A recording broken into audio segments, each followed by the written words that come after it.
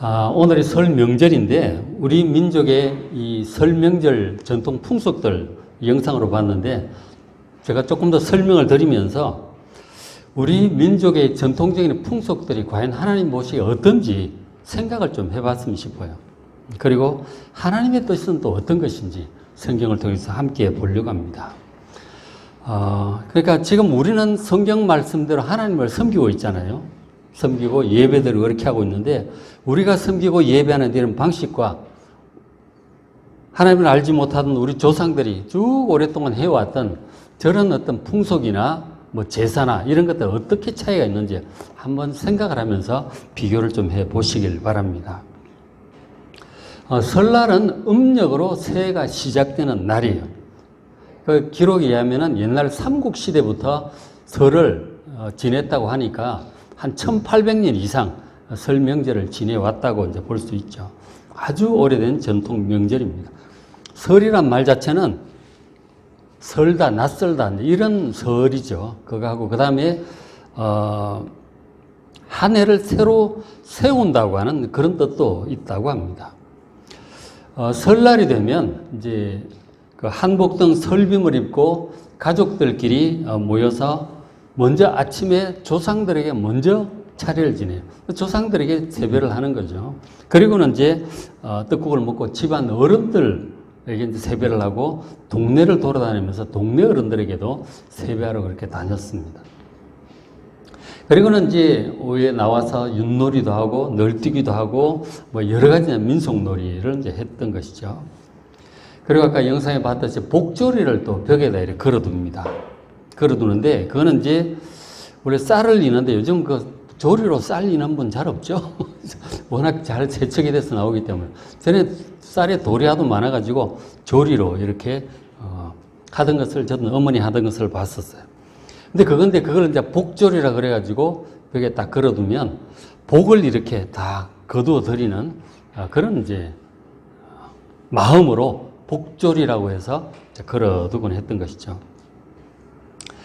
설날은 이제 그 전날인 섣달 금음부터 시작된다고 할 수 있습니다. 그러니까 섣달 금음날 밤에, 그 전날 밤에 잠을 자면 그해 눈썹이 하얗게 샌다. 이래가지고 잠을 이제 안 자곤 했었어요.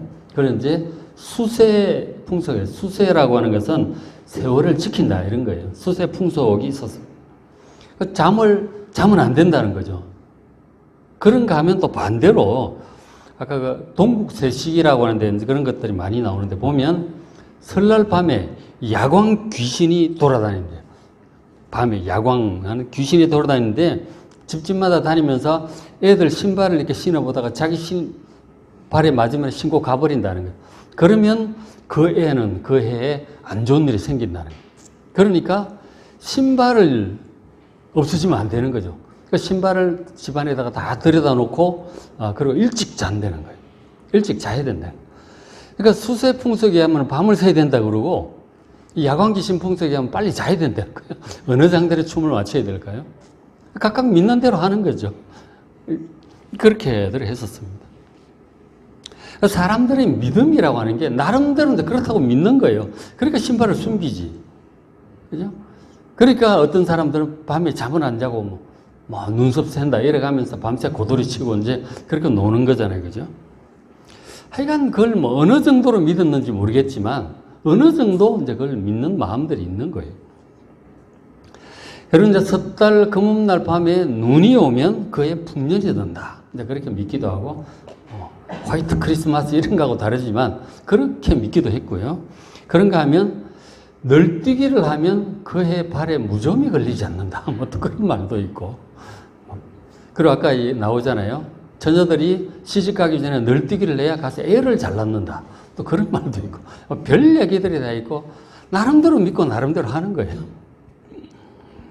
하여간 참 별 믿음도 다 있습니다. 지금 이 과학시대라고는 하지만 그러나 사람들이 믿는 내용들을 구체적으로 살펴보면 별 희한한 비과학적인 것들을 다 믿고 있어요.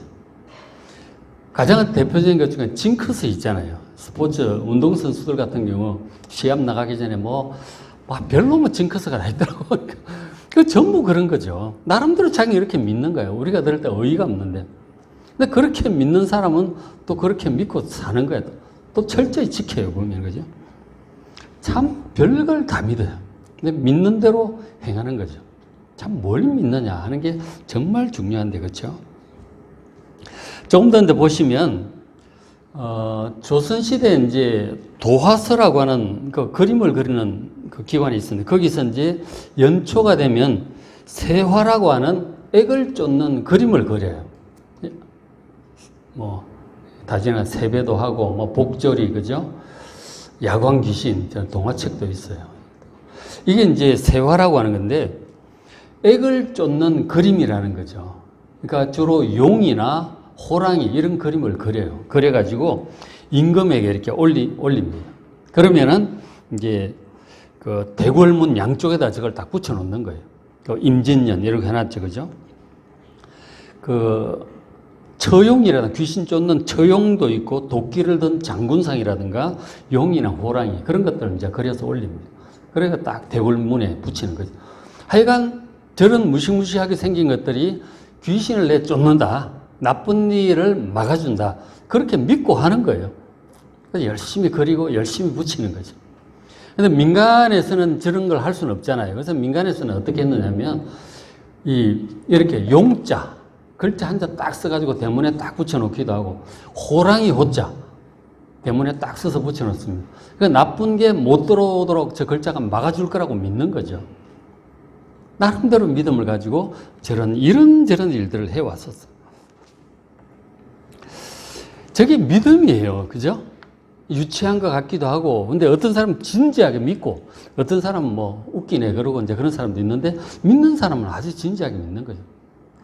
부정 넣어가지고 다니는 것도 마찬가지 아니에요. 그게 자기를 지켜줄 거라고 믿는 거 아니에요. 그죠? 참, 과연 저 용 글자가 집안에 불행한 일을 막아줄까요? 참 허망한 일이에요. 그죠? 허망한 일이라고. 그리고 이제 새해가 되면 우리가 새해 달력을 받아보면 올해 휴일이 연휴가 어떻게 되나 이렇게 이제 막 뒤져보는데 예전에는 이제 새해가 되면 이제 그 해의 운세가 어떨지 이제 점을 치고 토정비를 보고 그런 것들 참 많이 했었어요. 그리고는 그거 알아보고 결과를 또 마음에 간직해 두죠. 한번 딱 들으면 기억이 되는 거예요. 아, 올해는 뭐를 조심하라 그랬다. 물가를 가지 말라 그랬다. 동쪽으로 가지 말라 그랬다는 별 이제 얘기들이 다 있는 거죠. 그런 것들을 나름대로 듣고 믿고 그렇게 또 살아갑니다. 믿음이죠. 참 희한한 믿음이지만 믿고 그렇게 하는 거예요. 그리고 이제 설을 지내고 3일째 되는 날, 보통 이제 시골 마을에, 저도 이제 어릴 때 시골에 이제 외갓집에 가면 한참 있다 오고 방학 지내고 오고 막 그랬는데 저런 거 다 보고 그랬죠. 설 지내고 3일째 되는 날 마을 이제 전체 고사를 지냅니다. 동제라고 그러죠. 공동제사를 지내고 집집마다 이제 농악을 울려댑니다. 저렇게 다 울려대면 집집마다 돌아다니는 거죠. 그러면서 지신밟기 혹은 마당밟기를 했어요. 그러니까 마을에서 저 꽹과리 소리 듣고 귀신들 다 물러가라고 이제 그렇게 하는 거죠. 집집마다 다 내보는.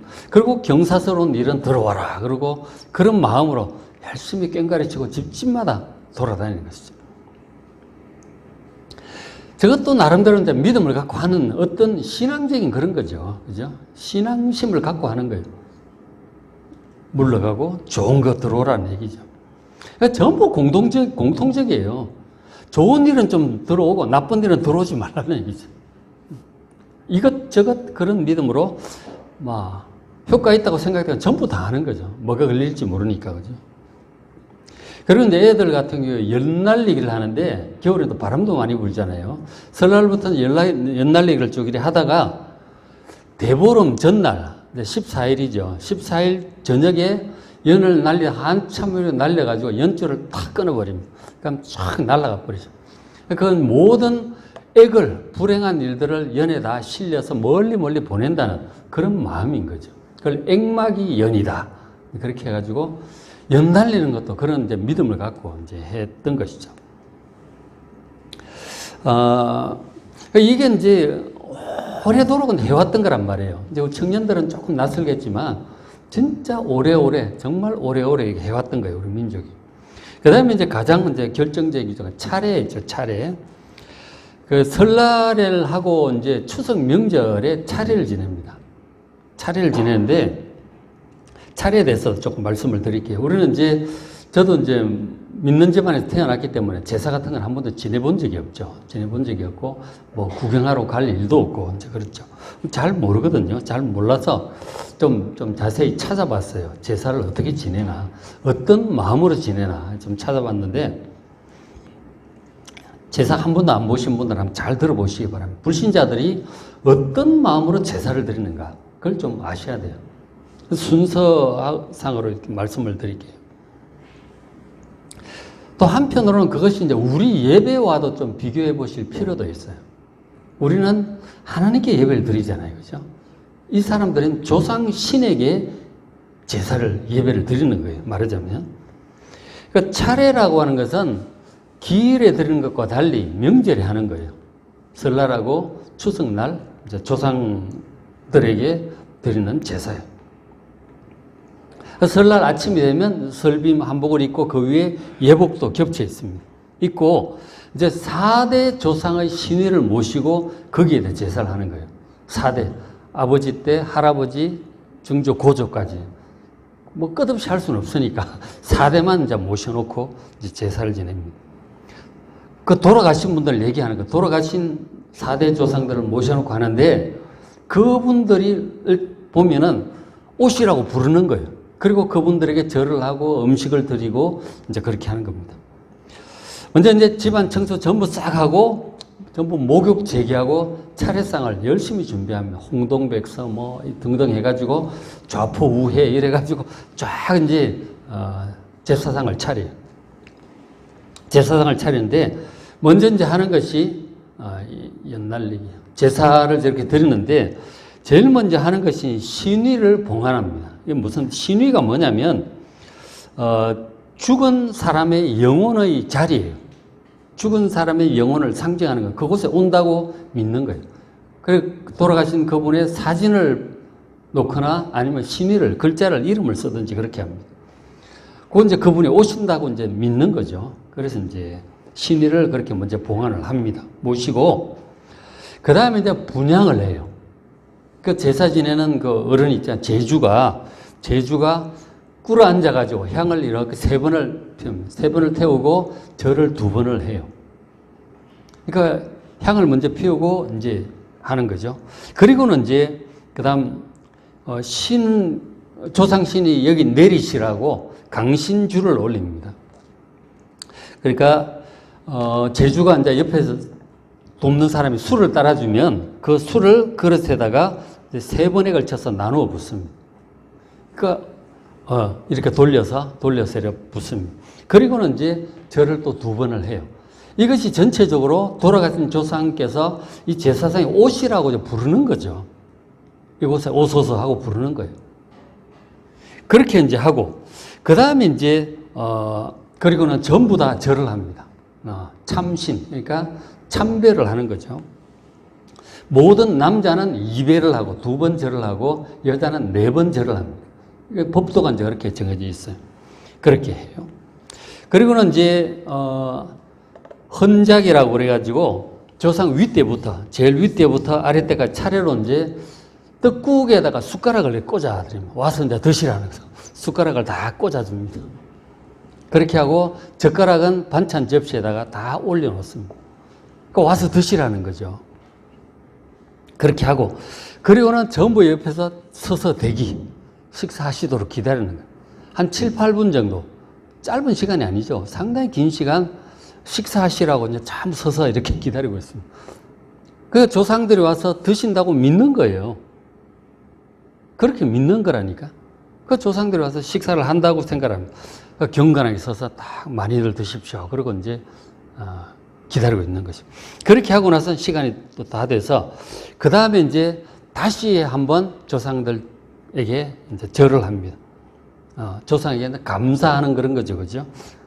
역시 남자들은 2번 절을 하고 여자들은 4번 이제 절을 합니다. 여자들 힘들 것 같아. 한복 입고 그 큰절을 내면 힘들잖아요. 그죠? 그렇게 한 다음에, 그 다음에는 음복을 하면, 음복. 음복은 먹는다는 뜻이거든요. 그러니까 차례를 다 한 다음에, 다 끝난 다음에 그 차례에 참석한 모든 사람들이 그 조상의 신령이 깃든 그 음식을 이제 나눠 먹는 거예요. 그 조상이 먼저 1차 먹었고, 그 조상의 신령한 능력이 깃든 음식인 거죠. 그리고 그것을 먹으면 자기들에게 복이 된다고 생각하고 그걸 나눠 먹습니다. 이게 신앙이에요.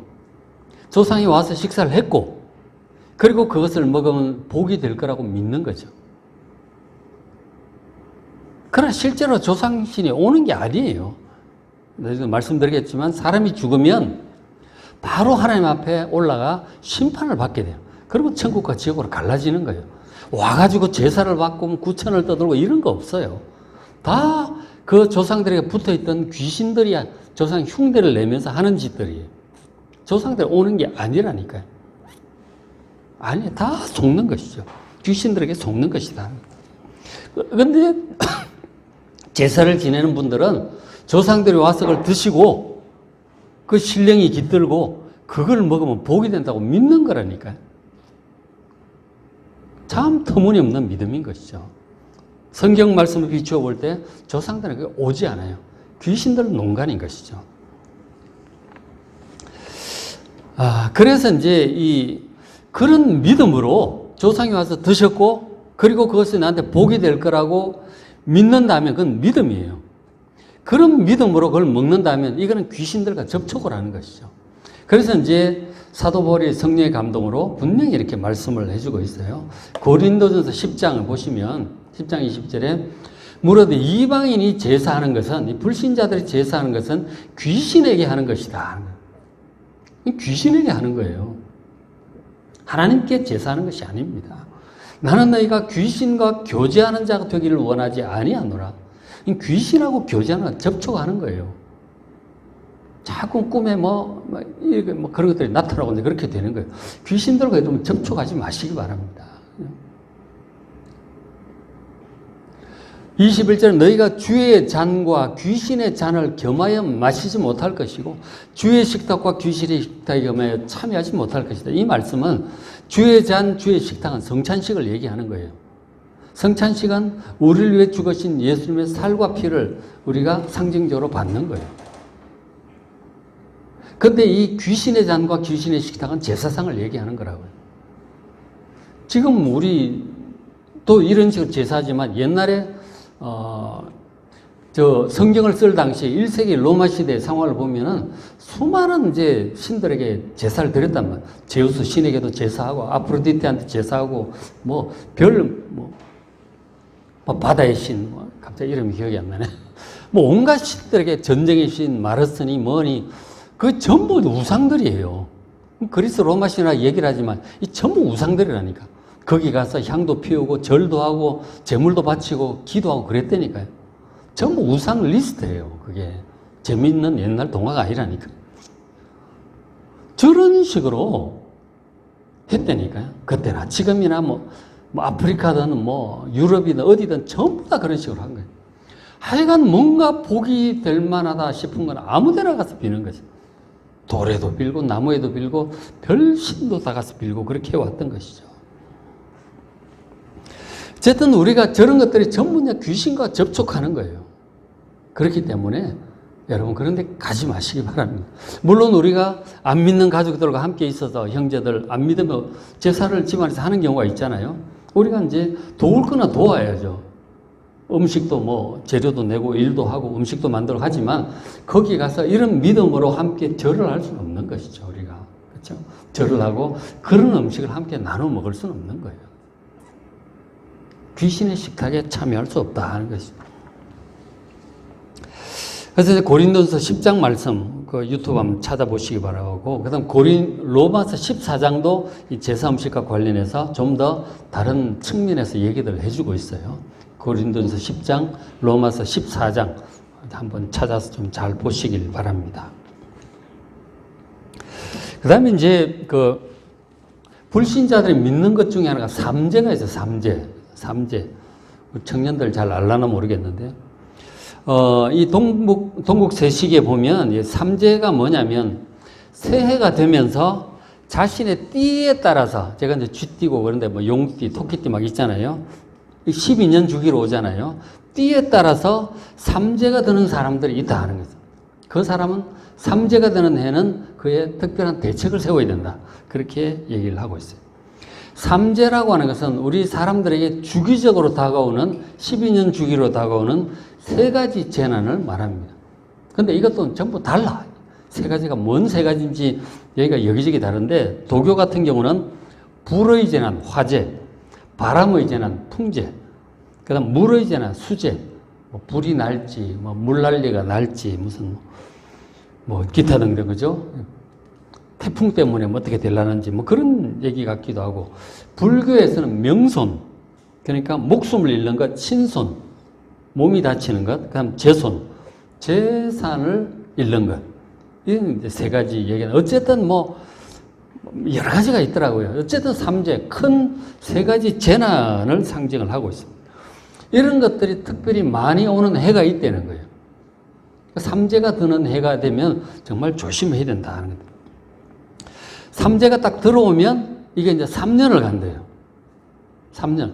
그러니까 처음에 시작하는 해가 들삼재, 그 다음 두 번째 해가 눌삼재, 그러니까 셋째가 날삼재, 나간다 이런 뜻이죠. 근데 이제 첫째 들삼재가 가장 세다고 해요. 그 다음 점점 약해진다고 합니다. 한번 들어오면 3년을 이제 그런 재난이 언제든지 올 수 있다는 거예요. 3년을 조심을 해야 된다는 거예요. 그러고는 이제 뭐 또 한 9년 흘러가서 또 이제 12년 주기로 오는 거니까. 그러니까 보면은 9년 주기 어쩌고 하는데 12년 주기인데 한 번 들어오면 3년을 하니까 이제 그렇게 9년 주기라는 말을 쓰기도 해요. 어쨌든 띠별로 오는 거예요. 띠별로 12년 주기로 옵니다. 그래서 도대체 나는 삼재가 어느 해인가 찾아보기 잘 모르겠다고 보니까 뭐가 복잡하더라고요. 한 번 들어오면 3년을 이제 조심을 해야 된다는 거죠. 그래서 이제 보면은 삼재가 시작이 되면 이사도 함부로 해서는 안 되고, 결혼도 삼재가 들을 때는 안 하도록 이제 그렇게 얘기를 하고 있어요. 그러니까 이거 뭐 잘 못하, 3년 딱 묶여가지고 뭘 잘 못하는 거죠. 그렇게 합니다. 그래서 이제 삼재를 이제 풀어야 되잖아요. 삼재를 극복하기 위해서 삼재가 든 사람 그 집 입구에다가 부적을 붙이는데, 삼재 액막용 부적이 이제 이런 게 있어요. 한번 보시면 시뻘겋게 꼭 저렇게 쓰더라고요. 그죠? 그러니까 여기 글자 보면 삼두 일족응이라고 되어 있는데, 그러니까 머리 3개가 있는 매다예요. 그죠? 머리가 3이에요. 그리고 다리는 하나. 삼두 일족응. 머리 3개인 다리 하나짜리 매예요. 그러니까 매 같은 눈으로 딱 보고 있다가 애기 오면 탁 쪼아낸다는 거죠. 그런 믿음을 갖고 저런 부적을 딱 붙여요. 저게 이제 그 삼재의 액을 막아준다라고 믿는 거죠. 아마 비싸겠죠, 저런 거, 그죠? 저런 거 그려달라고 그러면 상당히 비쌀 거예요.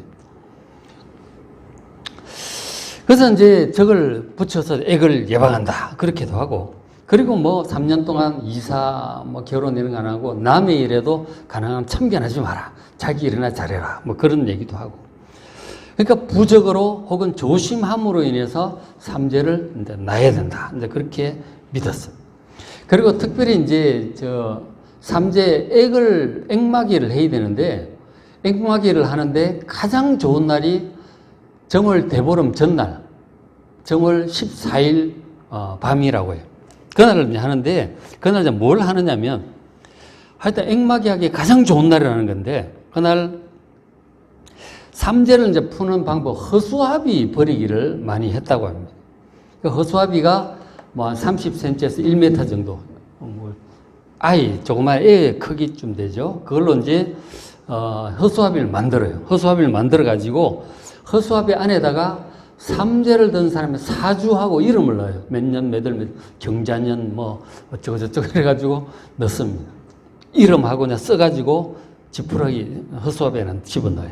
집어넣고, 그리고 이제 동전도 좀 집어넣고, 쌀도 넣고, 소금도 넣고, 왜 넣는지 모르겠지만, 하여간 골고루 이렇게 다 집어넣어요. 그러니까 나물도 집어넣고 해가지고, 그 허수아비를 시신을 이제 염할 때 하는 것처럼 이 삼배로 싸요. 7가닥으로 이렇게 싸가지고. 그렇게 해가지고, 하천에, 이제 시내나 강물에다 갖다 버리든지 땅에다가 파묻는다고 해요. 그렇게 되면 액마기가 된다. 혹은 또 그런 것도 있대요. 북어 있죠. 북어 대가리. 북어 입에다가 삼재든 사람 손톱, 발톱을 깎아가 좀 집어넣고, 머리카락도 3가닥을 집어넣는다. 3가닥 집어넣어가지고 땅에 파묻기도 하고. 하여간 하는 대로, 조상들이 하던 대로 그대로 합니다. 그러면은 삼재가 좀 무사히 지나갈 거다. 이제 그렇게 믿는 거죠. 얼마나 진지한지 몰라가지고. 그렇게 할 때는 상당한 믿음을 갖고 열심히 정성을 다해서 그렇게 합니다. 그렇게 해야 나쁜 일이 안 생길 거라고 생각을 하는 거니까. 자, 성도 여러분.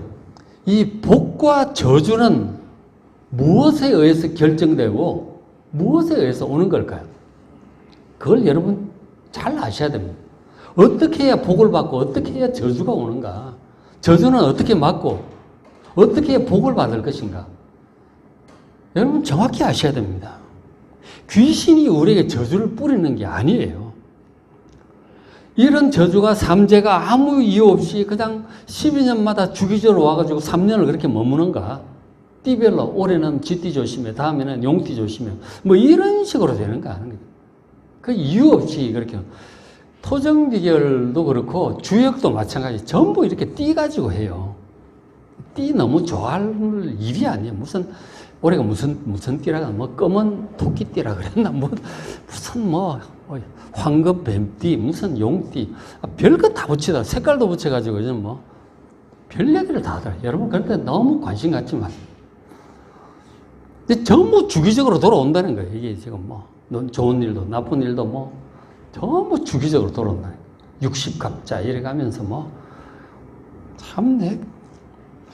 무슨 근거로 그렇게 얘기하는지. 근데 다들 그렇게 얘기를 하니까 주역 보고 이제 그렇게 믿는 거죠. 참내 사람들이 그런 걸 믿습니다. 근데 여러분, 정말 그 어떤 것보다 하나님 말씀을 여러분 믿으시길 바랍니다. 온 세상을 창조하신 하나님, 진리신 그 하나님께서 말씀하신 이 하나님 말씀을 믿으시길 바랍니다. 자꾸 저는 이상한 거 믿지 마시고, 토정비결, 주역, 그것도 별 희한한 거 많아요. 요즘 타로 카드를 믿고, 타로 카드 그렇게 많이 하더라고. 청년들 보면. 별걸 다 믿어요. 동양기 부족해서도 서양 거 수입에다가 또 그것도 보고 그럽니까?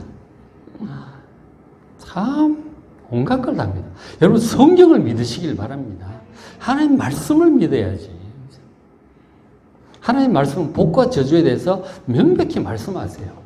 복은 어떻게 받는가? 만복의 근원은 하나님이세요. 온 세상을 창조하신 하나님, 우리에게 생명을 주신 하나님, 그리고 우리의 인생 전체를 심판하실 그 하나님 말씀을 들으셔야 돼요. 어떻게 해야 복을 받는가? 신명기 28장은 복과 저주에 관한 말씀이에요. 가서 잘 좀 읽어보십시오. 신명기 28장. 네가 네 하나님 여호와의 말씀을 청종하면, 잘 듣고 순종하면, 하나님의 말씀을 잘 듣고 순종하면 이 모든 복이 네게 임하면 네게 이를 것이다. 복은 하나님이 주시는 건데, 근데 어떤 사람들은 복 같은 게 뭐 필요했느냐, 복, 저주 아예 이렇게 또 안 믿는 사람도 있어요. 과연 우리가 복과 저주라는 게 없을까요? 있습니다. 농사를 지을 경우에 우리가 열심히 씨를 뿌리고 거름을 주고 피도 뽑고 잡초도 뽑고 하지만 그것 갖고 되는 게 아니에요. 비가 적절하게 내려줘야 되고 햇볕도 아주 필요한 만큼 와야 되고, 그리고 적절한 다 익었는데 태풍 불고 이러면 또 그것도 망하잖아요. 하나님의 은혜가 필요하다니까. 복이 정말 필요해요. 장사는 안 그렇습니까? 정말 복이 필요해요. 치킨집을 차렸는데 그냥 이렇게 무슨 병? 사스 이런 게 한번 돌아버리면 망하는 거죠. 그죠? 소고기집을 차렸는데 광우병 한번 돌면 망하는 거라니까. 기울어져 가는 거기에다가 투자를 하면 많은 거죠. 하나님의 은혜가 필요해요. 사람이 판단하고 책임질 수 없다는 건 좀 이상한데, 사람이 다 할 수 없는, 그 사람이 할 수 있는 걸 벗어나는 부분이 훨씬 많아요. 아무리 뛰어난 전략가도 전쟁을 뛰어나게 이기고 해도 날씨 때문에 지는 경우들을 종종 봅니다. 그 뛰어난 제갈공명도 못하는 일이 있는 거. 나폴레옹도 날씨 때문에 진 거 아니에요, 그죠? 워털루 전쟁에서 날씨 때문에 진 거라니까. 그런 것들은 하나님의 은혜가 있어야 되는 거예요. 복이 있어야 되는 거예요. 김장을 해도 정말 똑같이 했는데 맛있게 될 때가 있고 망할 때가 있잖아요. 복이 있어야 된다니까, 매사에. 뭔가 딱딱 이렇게 맞아야 되네. 여러분, 하나님께 복을 구하시길 바랍니다. 복은 하나님이 주시는 거예요. 근데 어떻게 해야 복을 받을지 말씀을 하셨잖아요, 4절에. 아니, 그 어떤 복이 있느냐, 4절에 너희 몸에 자녀의 복. 자녀도 복이 있어야 잘 자라요. 자녀의 복. 토지의 소산, 소와 양의 새끼. 뭐 농사를 하든 목축업을 하든 사업을 하든 뭐 벤처기업을 하든 복이 있어야 되는 거예요. 복이 있어야 된다니까.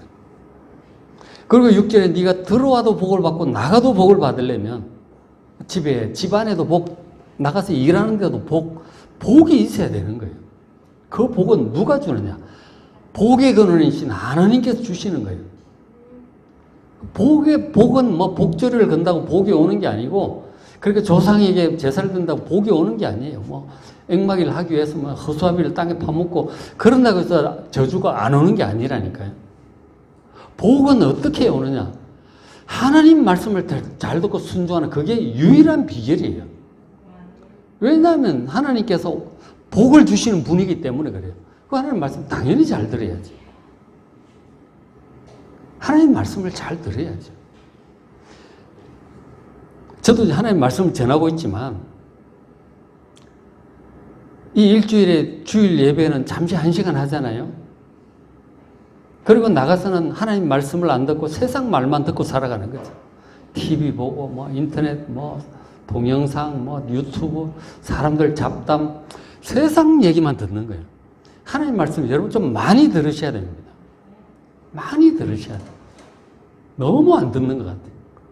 하나님 말씀은, 하나님께서 우리한테 하실 말씀은 명백해요.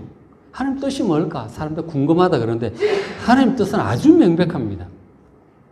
문자로 다 기록해 두셔서 성경에 창세기부터 계시록까지. 좀 두꺼운 것 같지만, 그래서 제가 하루 넉 장만 읽으라고 얘기를 하잖아요. 맥체인 성경 읽기. 그렇게 꾸준히 읽으면 충분해요. 성경 전체를 1년에 한 번만 읽으면 충분합니다. 너무 많이 읽으려고 하지도 말고. 근데 너무 안 읽는 거죠. 올해는 성경 꼭 좀 보시길 바랍니다. 맥체인 성경을 꾸준히 좀 따라 해보세요. 어려울까봐, 재미없을까봐 제가 이렇게 계속 설명해 드리잖아요. 그죠? 유튜브에 이제 거의 다 있어요. 거의 한 90% 가까이 올라가 있어요.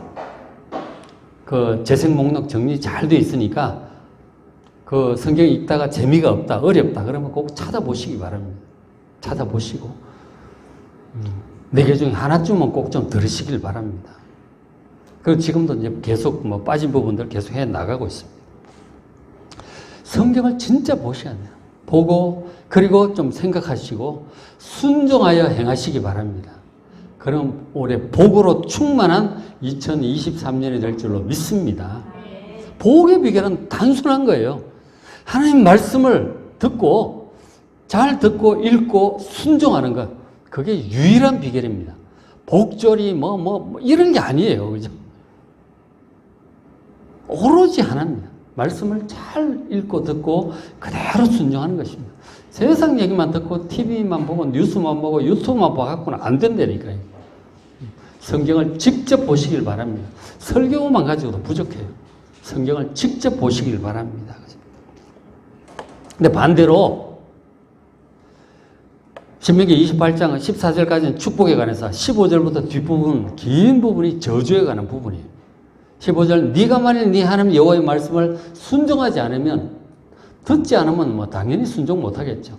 잘 듣고 혹은 듣고도 순종하지 않는다든지 몰라서 순종하지 않는다든지 하여간 하나님 말씀대로 하지 않으면 이 모든 저주가 임할 것이다. 저주는 뭐 야광 귀신이 뭐 누가 뭐 그런 게 저주를 하는 게 아니에요. 저주는 하나님이 내리시는 거예요. 어떻게 하면 하나님 말씀을 순종하지 않으면 저주가 임하는 거예요. 18절에 너희 몸의 소생이 자녀에게도 저주가 임하고 애들의 일이 안 돼. 너희 소와 양의 새끼 저주를 받을 것이다. 사업이 안 돼. 일이 잘 안 풀려요. 19절에 네가 들어와도 저주를 받고 나가도 저주를 받는 가정 안이 평안치 않아요. 그리고 직장일도 잘 안 돼. 하나님 말씀을 듣지 않고 순종하지 않으면 저주를 피할 수 없어요. 우리가 구약에 계속 보지만 그래서 결국 북이스라엘이 막 하나님 말씀을 떠나면 전쟁이 오는 거예요. 가뭄이 오는 거죠. 그 하나님 말씀을 듣지 않고 순종하지 않으니까 하나님이 아닌 다른 것을 더 믿고 우상을 따르고 이러니까 저주가 오는 거죠. 아주 명백하잖아요. 복잡하지 않아요. 하나님 말씀을 듣고 순종하면 복이고 듣지 않고 순종하지 않으면 저주예요. 액이 온다니까 그야말로. 아주 단순하고 명백한 거예요. 그렇죠? 자, 성대로 복과 저주는 하나님께서 내리시는 것입니다. 하나님을 여러분 경외하시기를 바랍니다. 두려워하시고 정말 하나님 말씀에 귀를 기울이시고 말씀을 소중히 지켜 간직하시고 하나님 말씀을 따라 살아가시길 바랍니다. 그렇게 하셔서 하나님께 주시는 다양한 복을 풍성하게 받아 누리시는 여러분 되시기를 주의 이름으로 축복합니다. 기도하겠습니다.